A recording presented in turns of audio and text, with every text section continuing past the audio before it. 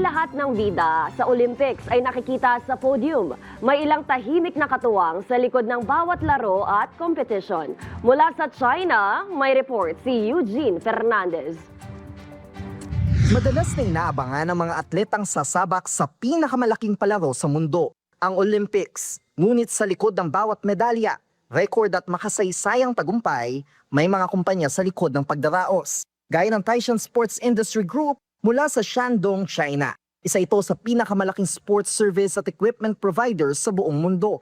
Dekada na ang inilaan nitong serbisyo sa mga sports competition sa daigdig. Sila nagbigay ng mga kagamitang ginamit sa 8 Olympics, kabilang ang makasaysayang 2008 Beijing Olympics.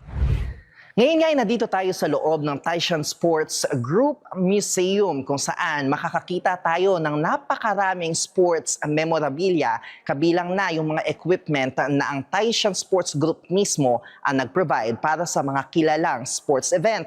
Gaya na lang nitong nasa likod ko na isang apparatus na ginamit sa gymnastic event noong 2008 Beijing Olympics. Pero hindi lang yan dahil napakarami pang makikita dito sa loob ng museum, mula sa mga torches na ginamit sa iba't ibang international sports event, pati na rin ang iba't ibang mga medals.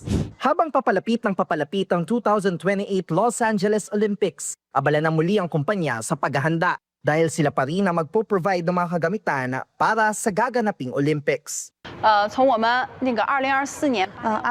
the 2024 the Paris Olympics, we will put all our efforts to the 2028 the Los Angeles Olympics. Mahigit 2,000 malalaking sports event na sa iba't ibang panig ng mundo ang nasuplayan ng kumpanya ng mga dekalidad na kagamitan. Kabilang dito ang 2019 Southeast Asian Games sa Pilipinas. Pero hindi lang sa malalaking tournament na katuon ng Taishan. Suportado rin nila ang batang atletang Pilipino mula Tarlac na lumahok sa palarong pambansa sa pamamagitan ng pagbibigay ng mga sports equipment at uniform.